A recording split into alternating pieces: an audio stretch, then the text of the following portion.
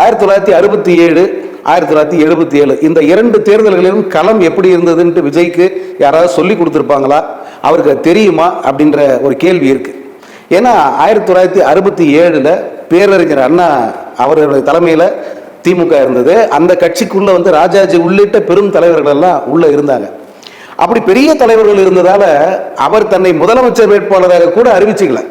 பேரறிஞர் அண்ணா அவர்கள் நான் தான் முதலமைச்சர், எனக்கு ஓட்டு போடுங்க அப்படின்னு கேட்டு களத்துக்கு போல.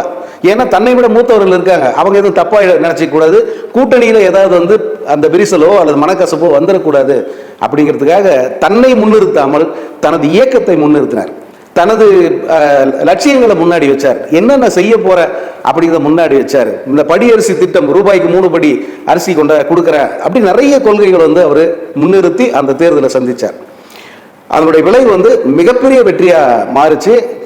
அண்ணா முதலமைச்சர் ஆனாரு.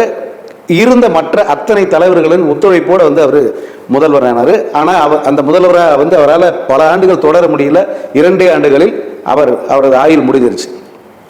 அதன் பிறகு நடந்த தேர்தலில் கலைஞர் தலைமையில் திமுக கழகம் தேர்தலை சந்திச்சது. அந்த தேர்தலில் எம்ஜிஆர் அவர்கள் மிகப்பெரிய ஒரு சக்தியாக இருந்தார். அந்த தேர்தலில் கலைஞர் தலைமையிலான திமுக மிகப்பெரிய வெற்றியை பெற்றது. தமிழ்நாட்டு வரலாற்றிலேயே இதுவரை எந்த கட்சியும் பெறாத மிகப்பெரிய வெற்றி. 200 தொகுதிகளுக்கு மேல ஜெயிச்சு அன்னைக்கு ஆட்சியை பிடிச்சாரு கலைஞர். அதற்கு பிறகு வந்த தேர்தல் தான் 1977.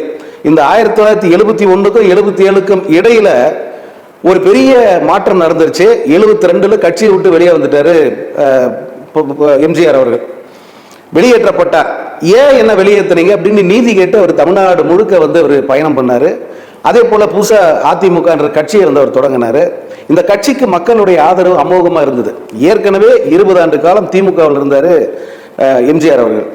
ஸோ அவருக்கு அரசியல் புதிதல்ல, களம் புதிதல்ல, தேர்தல் புதிதல்ல, மக்கள் புதிதல்ல.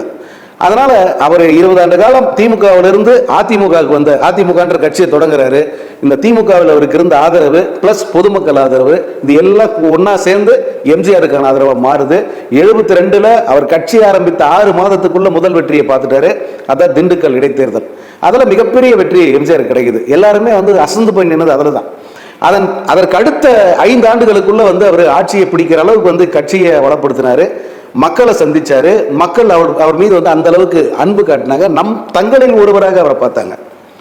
அதனுடைய விளைவு தான் 77 அவருக்கு வெற்றி கிடைச்சது. இப்போ விஜயை அந்த மாதிரி மக்கள் பார்க்கறாங்களா அப்படின்னு ஒரு கேள்வி இருக்கு. மக்கள் கிட்ட விஜய்க்கான செல்வாக்கு எப்படி இருக்கு?